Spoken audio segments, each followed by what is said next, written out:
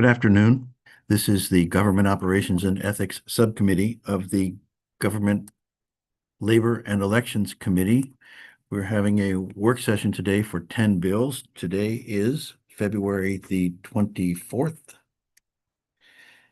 We will be considering these bills in the following order, beginning with House Bill 262, House Bill 300, House Bill 270, House Bill 301, House Bill 364, House Bill 553, House Bill 193, House Bill 147, and House Bill 264. So beginning with House Bill 262, Tyler, we're joined by Committee Counsel Tyler Babbage, who will help walk us through these bills and be here to answer any technical questions regarding any of the amendments or the particulars of the bill. So Tyler, go ahead and remind us what House Bill 262 does.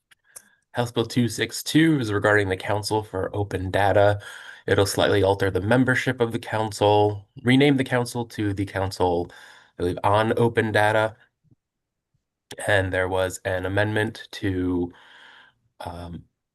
introduced and passed in the at least by the Senate committee working on this. And so Vice Chair Kerr asked me to prepare a conforming amendment that would just clarify that some of the new members being added have to come from certain industries, specifically someone from university higher education sector, someone from the private sector, and someone from the nonprofit sector.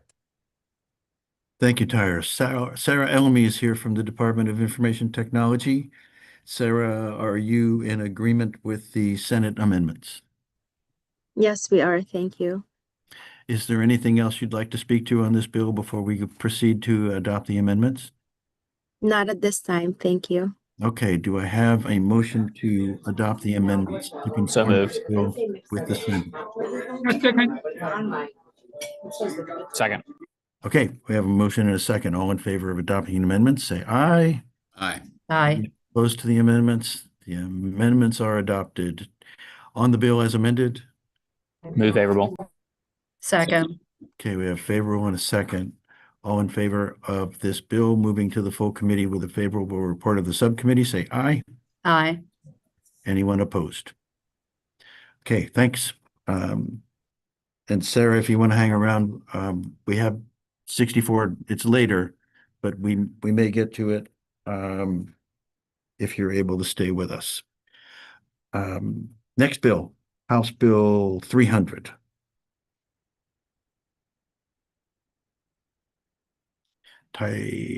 Tyler. House Bill 300 would exempt the Office of International Trade from certain mandatory contract provisions that most state contracts are required, but given their international trade work, that the agency doesn't feel that these are always applicable to their work and could impede what they're doing. And so this would codify an exemption to help them be able to work on their contract provisions accordingly to however they need to meet their needs all around the world. And the Senate Bill 77 is on third read across the street, and there are no amendments. Move favorable. Second. Okay, motion and a second. Discussion on House Bill 300? All in favor of moving this bill along to the full committee with a favorable subcommittee report, say aye. Aye. Okay, looks unanimous. Thank you. Let's move on to House Bill 270. House Bill 270 is the Military Family Inclusion Act. It alters various boards and commissions, things like that, to include more input from members of military families. So someone with maybe a spouse or a parent or child in the military, and some different commissions, some already military focused, others a little more broadly focused on Marylanders, and just making sure that there's a perspective for Maryland military families included. Okay, thank you. The Senate cross-file, Senate Bill 192, has already crossed over to the House. There are no amendments. Move favorable. Second. Okay, I have a favorable and a second discussion on House Bill 270. All in favor of moving House Bill 270 to the full committee with a favorable recommendation of the subcommittee, say aye. Aye. Okay, anyone opposed? All right, thank you. We'll move that one to the full committee as well. House Bill 301. Tyler? House Bill 301 adopts a clarification in law about state personnel in the military National Guard responding to the appropriate commanders regarding different activation statures. And this one as well, the Senate crossfile SB 128 has crossed over. There were no amendments on the Senate side. I don't believe so. There's a technical amendment, just making it an emergency measure, so it'll go in effect immediately upon passage. Move the amendment. We need to adopt that? Yeah, let's go ahead and conform with the Senate. Can you have that amendment? Or you can draft that for us conceptually. It's pretty straightforward. Yeah, I can share you the copy of the Senate amendment. I don't have the House, but let me pull up a share screen real quick. if folks Mr. would Chair, like. can I move verbally that we adopt the Senate technical amendment to the bill? Yeah, sure. Second. And we got a second. Do you want to bring it up, Tyler? Yeah, just one. I'm getting a technical difficulty, but it literally just adds a section. Well, adds the. Yeah, here we go. It's pretty straightforward. Sharing now. Okay, we got it. No. Adds a emergency bill and the standard emergency bill enactment language. Okay, everybody good with that? You want to keep your motion, Delegate Lehman? Yes, Mr. Okay, Chair. and Delegate Stewart, you're still good with your second? I am. Okay, all in favor of adopting the amendment, say aye. Aye. Anyone opposed? Seeing no opposition on the bill as amended. Move favorable, the bill as amended.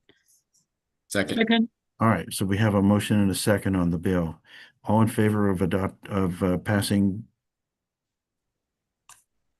House Bill 301 onto the full committee with a favorable report of the subcommittee, say aye. Aye. Anyone opposed to that? Okay, we'll move that one along as well. House Bill 364. Tyler. House Bill 364 is titled State Veteran Cemeteries Interment, and it just updates language. It doesn't really, my understanding is it doesn't really make practical changes. It just updates language regarding states' veterans cemeteries to include forms of burial and technical terms that are becoming more so the norm or just a little more mainstream. There is one amendment, and it just simply adds the word internment in one line where it was accidentally left out. Yeah, there. We'll just use Vice Chair Kerr's share screen. All right. Okay, let's go ahead and adopt the amendment. Do I hear a motion? Move. And, okay, we have a motion and a second on the amendment. All in favor of adopting the amendment, say aye. Aye. Any opposed to the amendment? Okay, a motion on the bill as amended. Move favorable. Second. All right, motion and a second. Discussion on House Bill 364. Seeing none, I'll call for a vote. All in favor of moving House Bill 364 to the full committee with a favorable report of the subcommittee, say aye. Aye. Anyone opposed to moving this bill onto to the full committee? Okay, thank you. We'll move that one along as well. Next, let's go to House Bill 553, Tyler. House Bill 553 would require the Commission of Labor and Industry, which to make a user-friendly searchable database about active elevator inspection certificates. They already have a similar database available. My understanding is right now it's a simple Excel sheet, and this would just require a much more user-friendly and accessible version. And I imagine Vice Chair Kerr will bring up this is passed out of the Senate already unanimously. That's correct. Senate Bill 286 from Senator McCray has already crossed over. There were no amendments. So Move this is favorable. clean board. Second. Okay, we have a favorable and a second motion on House Bill 553. Is there any further discussion? Seeing none, I'll call for a vote. All in favor of, Delegate Stewart, did you have a question? No? Okay. Just voting aye, Mr. Chair. Okay, all right. Aye. Aye. All right. Any opposed? Okay, we will move that along as well. House Bill 193. I know we have some people here. We've gotten quite a few amendments recently. Tyler, why don't you bring us up to date? Sure. So quick recap, House Bill 193 from Vice Chair Kerr makes various transparency and procedural changes to state procurement. And there were a few amendments, one discussed last week. Will specify that it's only changes in state law that would require change orders, or sorry, equitable adjustments, and not all laws. And there are a few other points that were brought up. Delegate Tomlinson had brought up some procedural issues that I will share on my screen in just a second once I find the right file. Pardon me. One of which is both of them are just procedural issues to clarify or specify dates. So the first one is allowing the agencies to set a deadline and regulations as to when an unsuccessful offerer can ask for a debriefing to learn about why they were unsuccessful and what made the other bids more competitive. And another clarifying that if in a negotiation back and forth between a contractor and the state trying to reach an equitable adjustment agreement, before it was kind of a vague deadline about when an impasse might be reached. And so this would set a more specific date, and it's when one of the parties notifies the other that they feel an impasse has been reached. Let's deal with those two. Was that two of them, or you didn't bring up the ones that we received from? Yeah, and I figured we had split up the conversation. There are some others brought by Okay.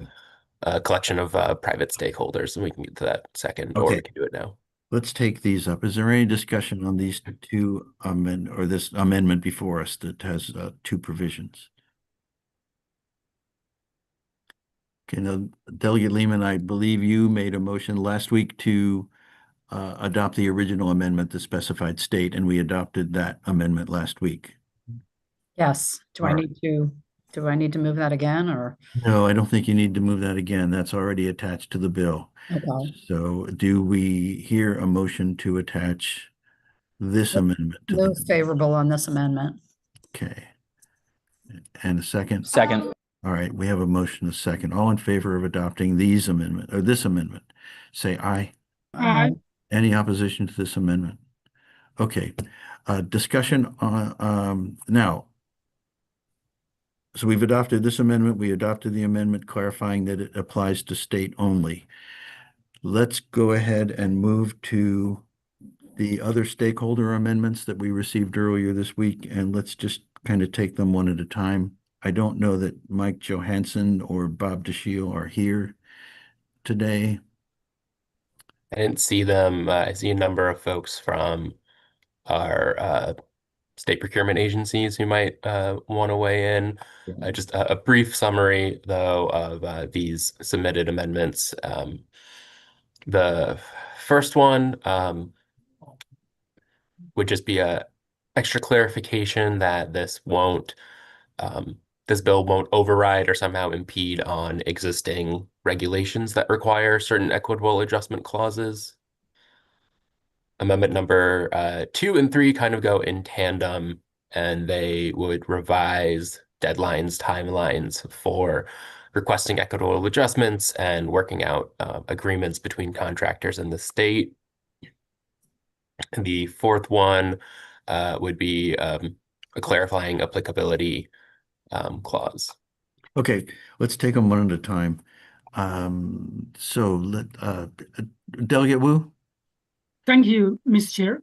I had a question about the equitable clause. What that for our council? Equitable Sure. adjustment clause? Equitable adjustment is a procurement term, and it's covers broadly whenever there is a time that a contractor thinks that the work has changed substantially or the circumstances around it have changed substantially, that there needs to be a change in the amount of payment, or maybe that's typically the concern. It could also be something about the specifics or the deadlines. And so they'll equitable adjustment is working out with the state to come up with what would hopefully both sides consider a fair adjustment given changing realities. Most common example given would be if the price of like a certain material skyrockets because of a shortage, then a contractor might say that it'd be impossible to do the work with the original budget agreed on. Mr. Chair, Yes, go ahead. can I Doug. have a follow-up question? So Sure. what I think on one side, we may see, like, for example, you said the material goes up, price goes up, and then we should compensate for that price increase, right? On the other side, if the price of the material they're using, the price goes down, and then what happens in that situation? Can state renegotiate a lower price?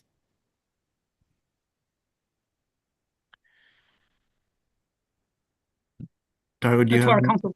do you have an answer to that? Can you repeat the question? I was checking my notes on related Well, topic. So I think you talk about one direction, right? The material price goes up, right? We have to pay them more. That makes sense. Yeah. The other side, if they have not purchased the material price comes down, and then can the state renegotiate the price, lower price for the contract? My understanding is that is not the norm, but we've got some folks here with more experience with the procurement side of things if they would like to weigh in on that. Okay, who do we have from the agencies that would like to help with Delegate Wu's question?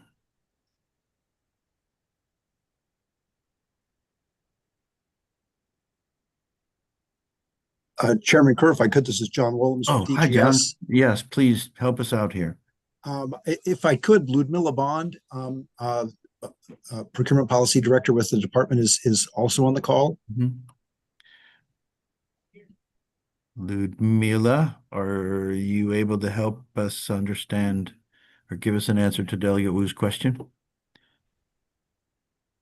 Yes.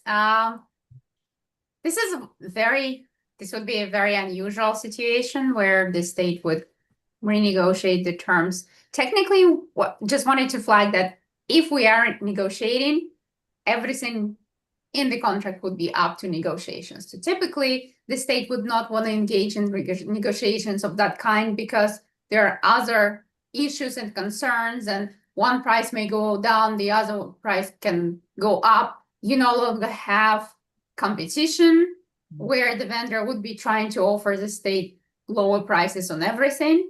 So it kind of is a situation where it doesn't typically happen for practical reasons basically. So can I make a comment, Mr. Chair? I Sure. think that when we talk about equitable, right? So it goes both directions. I feel we need to make the best effort, even from the state agency, right? We just say everything should go up. The commodity price goes up and down. And that should be when they make a contract. That should be part of that. It definitely can save state money. Delegate, you're suggesting a big cultural change here that I don't think we want to entertain with House Bill 193. Sure. But Thank you. Delegate Lehman?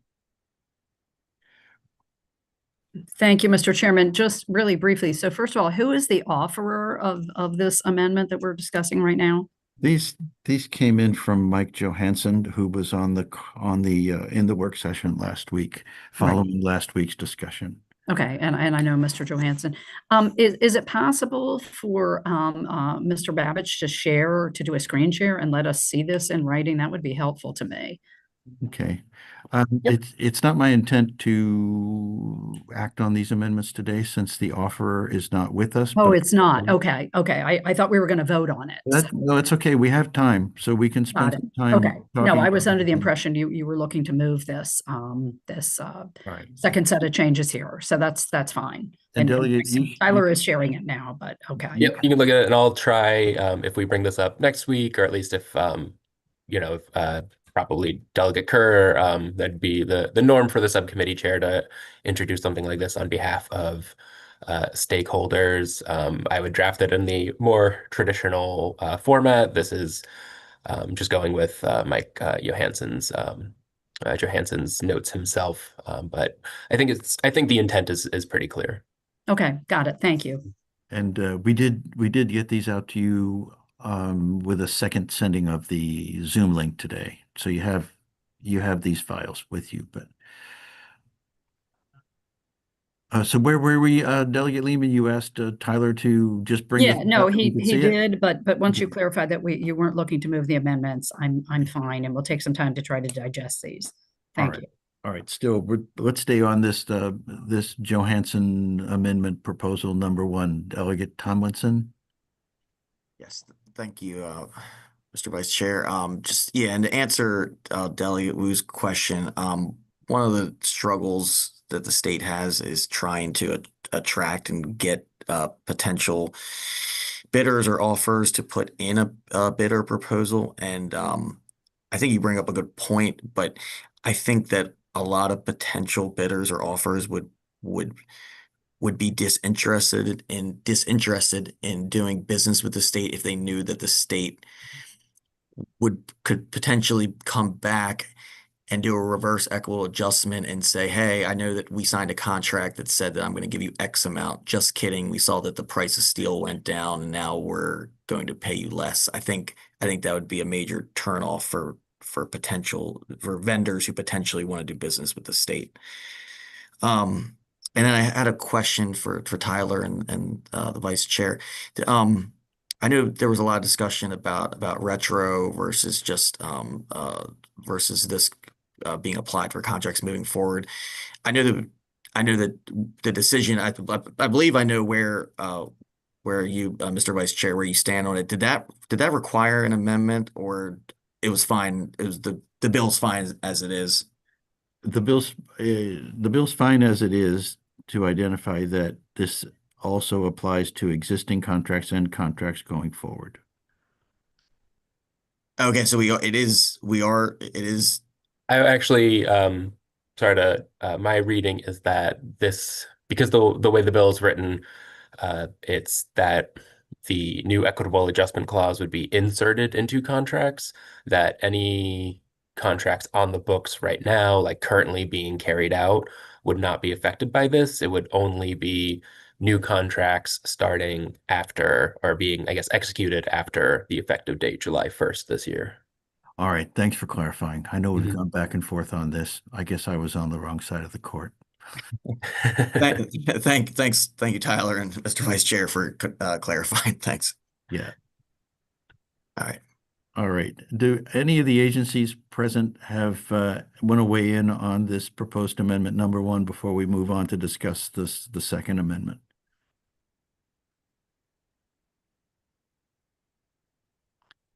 Ludmila, did you want to weigh in? Yeah, I just wanted to clarify that this is a helpful perspective to see how it applies to. Another option that you could consider is explaining that these changes would apply to state laws that expressly apply to existing contracts. So this way you're addressing both how it applies, and equitable adjustments are not limited to just this change, but also saying that it only applies when the law requires applicability to existing contracts. So you avoid the situations where it is not clear, there is a law passed and it doesn't apply, then you don't have to go through the process of equitable adjustments. Yeah, thanks. Tyler, when I take a second look at this, it looks like this is just another attempt at the amendment that Delegate Lehman moved last week that we adopted. Is that correct? Includes part of that with the state law there. This first part, my read on it, and I think it makes sense that folks want to take a little bit more time to work on it. My read is it's just clarifying, perhaps unnecessarily, that this first part here, in addition to any other equitable adjustment clause required by law or agreed to by a unit, this first part is saying the intent of the bill is not to override anything currently in COMAR or in state law otherwise, and not overriding any existing contracts and clauses that might, I guess, room for interpretation that there's a disagreement between this law and those. But that's standard reading of a bill like this, that we're not getting rid of anything in place that is already required in contracts. There's a whole list in COMAR of required provisions to be included in state contracts for procurement. And so I don't think it would be necessary to include this provision saying that those will not be overridden. But to your question again, Vice Chair Kerr, yeah, this part, state law, I think that was the intent of Michael, was just to incorporate your amendment that had already been adopted. Okay. Didn't want it to look like it was accidentally being undone. Yeah. All right, good. Any further discussion on this proposed amendment? Okay, let's consider the second proposed amendment here.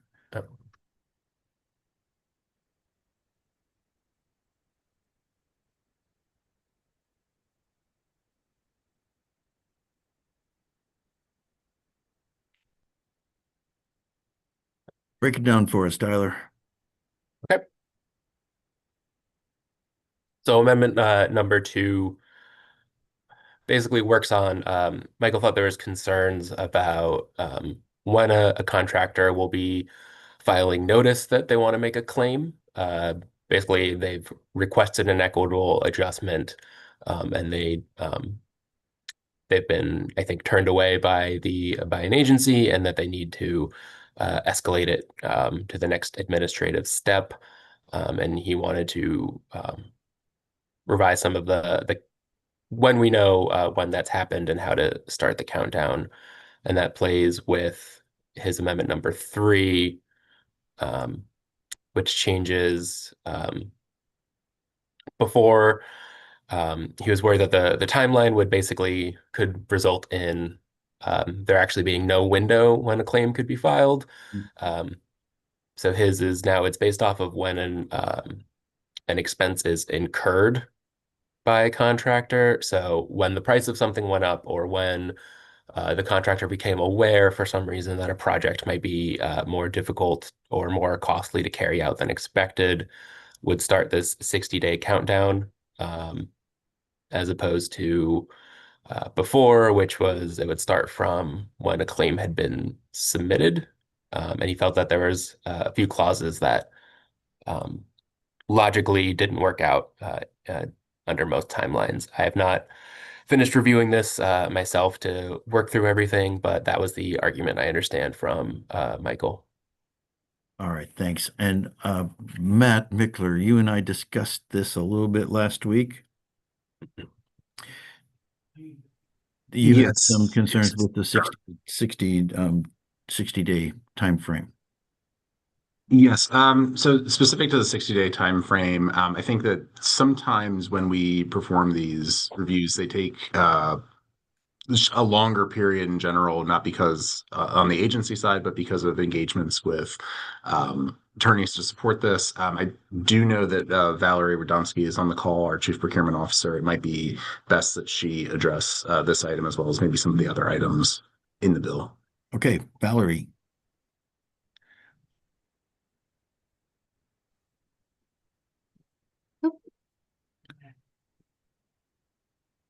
Thank you. Can you hear me okay? Yeah, you're on. Okay, thank you. This is actually a different 60-day timeline than the one that we were discussing on Friday. That was the 60-day, we would have 60 days to respond to a protest in writing, or the contractor could go ahead and file an appeal, could go ahead and take that as a no response and file an appeal with MSBCA. Okay, do you have anything to say about this wording? This wording is, I'm sorry, it left the screen. Oh, okay, sorry, we didn't. Did you, the second email that went out with the Zoom link today should have had the amendments on it. Okay, I haven't seen it yet, but thank you. Let's see, the clarify contractor may not seek expenses incurred more than 60 days before the contractor first made aware.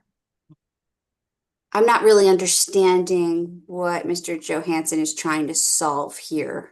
All right, we'll make sure you get these, and so you can look them over the next week, and we can discuss it when Mr. Johansson's here next week. Appreciate that. Okay. Anybody else have anything to say about this proposed amendment number 3 from Mr. Johansson and the others? Let's take a look at the last one then, Tyler. I think the last of this of these amendments is another clarifying applicability. And so he's saying that if the state wants, they can go through and modify or work out with the contractors to modify the contracts to include this new state law equitable adjustment clause. Typically, I wouldn't say it's ever bad to clarify, but I think it might be an unnecessary clarification. The state and contractors already are free to negotiate a clause like this if they want to. All right. Before we move on to the next bill, does anyone else want to discuss any part of House Bill 193? Valerie, you back in? Yes, please. I would just say that this, operationally, this would be very hard. It would be better for us if we were to have some ramp up time. It would be, it shall be applicable to contracts awarded or entered into. So, Department of General Services will need to update their solicitation template so that we can put this language into our contracts. So that might be a challenge to have, contracts that we award. Okay, Because we would typically have all this language when we solicit. So if we're talking a 12-month period for soliciting RFPs, we would have to do an addendum later on. all right. So would an October 1 start help? Definitely. Okay. Tyler, can you go ahead and make that note that MDOT would need an October 1 start rather than a July start? Sure. Thank you. Thank you. Anything else on 193? Okay, 147. Let's bring people up to date on that. I don't think that Delegate Gazzoni's here. This is the nonprofit navigator. Right. So currently, the state has a nonprofit navigator pilot, and this bill would make it a permanent position. I'm not aware of any amendments, and it looks like the Senate has not moved on the cross-file yet. Yeah, the fiscal note is right around the ability for us to move something like this. And Delegate Gazzoni told me today that she has spoken with Chairman Barnes in appropriations, and he says this does fall within the parameters of something that we could do. I know that as a committee, we'll be taking a look at all of these around $100,000 fiscal notes before we go ahead and vote on them as a full committee. Just to make sure that we fall underneath our magic number. But there are 2 ways that we can go with this. And well, let me see what the subcommittee thinks. We could go ahead and move this favorable to the full committee and then just sit on it until we get some clarification and something in writing from appropriations. And we can just sit and wait until we look at all the bills with these six-figure fiscal notes to determine which ones that we can responsibly move this year. Or we can come back to it next week. I'm of two minds about this, so I would appreciate some opinions from the subcommittee.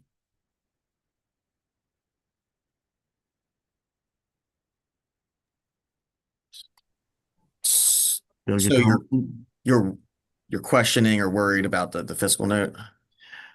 Yeah, and but there's no urgency with this. As Tyler said, the Senate hasn't moved on it, but it seems pretty straightforward. It's a pilot. It's actually funded through next year.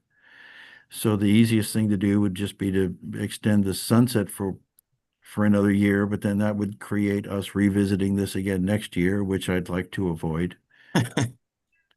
Yeah, I see what you're saying.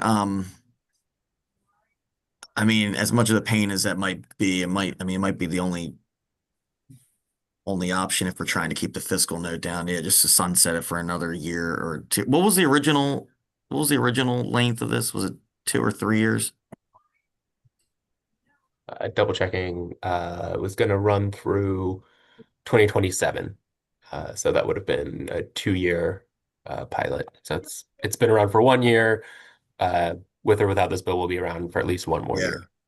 Yeah, I don't know. Maybe we can just extend the sunset for another year or two. Well, before we do that, I think I'd rather just wait to see what the Senate does. If the Senate thinks that, it gets through their budget and tax and they don't have a problem with funding it, then we can, lean on their numbers. Delegate Lehman? Thank you. Just a quick clarification, Mr. Chair. Is the fiscal note right at 100? Is it over 100? If I'm not mistaken, you said that there is already an indication from appropriations that this could be considered, when a bill, it costs a little bit more than 100,000, even if it's a little bit, it has to go over there and get sort of the okay for an exception. And that determination has already been made? We don't have anything in writing. But Not formally, okay. Yeah, but it doesn't go up to 105 until 2033. So Yeah, I don't, for what it's worth, I don't see the point in sort of kicking the can on this. And if it's not expiring, yeah, I guess till it's not expiring, Mr. Babbage, could you clarify till December 31st of 2027? July 1, 2027. So there would be an opportunity for. Right, so we'd still have an General Assembly. opportunity in the 2027 session. Correct. To, even if we did nothing, but Mr. Chair, I would agree with your thinking of waiting to see if the Senate pushes it over to us. All right, thank you. Delegate Schindler.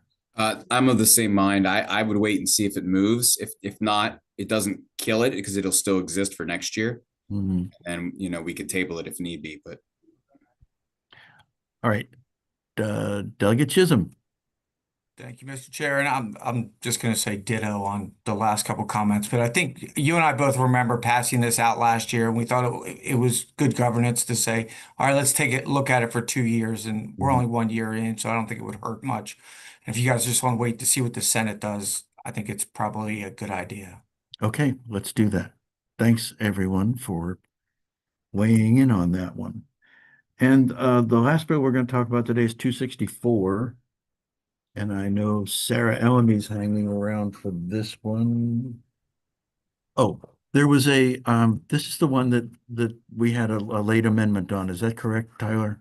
Yes, I can do a brief introduction of the bill and the Okay. amendment if you'd All right. like. Please do. Sure. House Bill 264, Maryland Data Privacy and Protection Act of 2026. This is a departmental from DO-IT, and I see, as the Vice Chair mentioned, a few folks are going to be here to talk about it.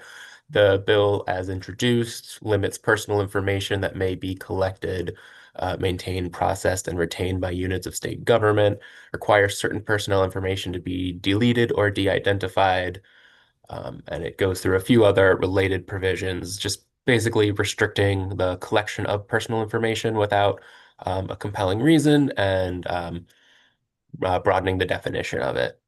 There was an amendment suggested, I think it came from folks in the healthcare sector. And I will bring it up now. Sarah, did you have a chance to see this in writing yet? No, I haven't had a chance to see it in writing yet. And Chair Kerr, James Saunders, who's our Chief Security Information Officer, is here to answer questions. Okay, great. Thanks. Thanks for joining us. Go ahead, Tyler. So the amendment would add a couple provisions. One would say that an official custodian needs to receive affirmative written consent before they can disclose someone's personal information into an online database or registry that is available to the public. And generally, an official custodian may not disclose personal information to any entity other than a unit of the state. This language would, I believe, supersede a few things in state law. I know one of direct relevance to this committee's subject matter. Election voter rolls are generally open to folks who have legitimate election interests. So candidates and researchers, get out the vote groups, voter rights groups are generally able to access this information. And I think at least moving forward, this would prohibit that from being done. So that might be something where the subcommittee is okay with that. It might be that the subcommittee wants something similar to this amendment, but would like to carve out some exceptions that are generally popular in law. Okay. Let's see, Sarah, do you need time to consider this before? Or let me, who would you like to speak to this, Sarah? So James can speak to this. Okay, James, please go ahead. Good afternoon, everyone, by the way. Good afternoon. And understand the implications of it. I guess out of curiosity, do we have to have a response today and now, or is it something where I can work in turn with my privacy team to better assess? Yeah, we don't need to act on this today. I just wanted to make you aware that an amendment had come in. Sarah contacted me this morning and saw that this bill had returned to subcommittee, and it was after we got it out of subcommittee last week that this amendment came in. So it was held from committee voting last week and brought back to us. So this is an opportunity for all of us to take a look at this amendment, and we can bring it up again next week. Sir, if it's okay with you, I'd like to recommend that. That way I can sit down with Kat and we can go line by line and figure out what are the positives and negatives of this. First read, I don't see anything that's like, oh no, but I want to sit down and think about it more. Well, that's great. Happy to give you that opportunity to do that. And if you don't already have this, we'll make sure we get it to you. I don't know that we have your direct email, James, but we certainly can get in touch with Sarah and she can pass it on if we don't. Thank you. Appreciate it. Okay. Anyone else want to weigh in on 264 before we conclude this meeting?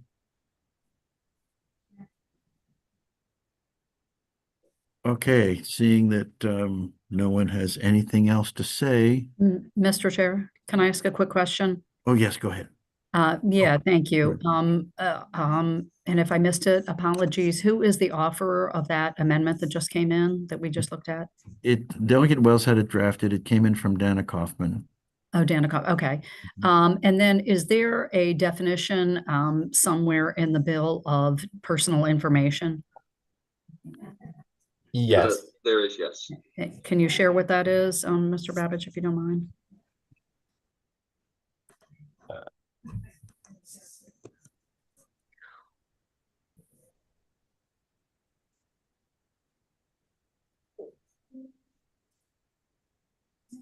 James, if you remember it off the top of your head or have it in your notes, feel free to jump in while I search through my notes.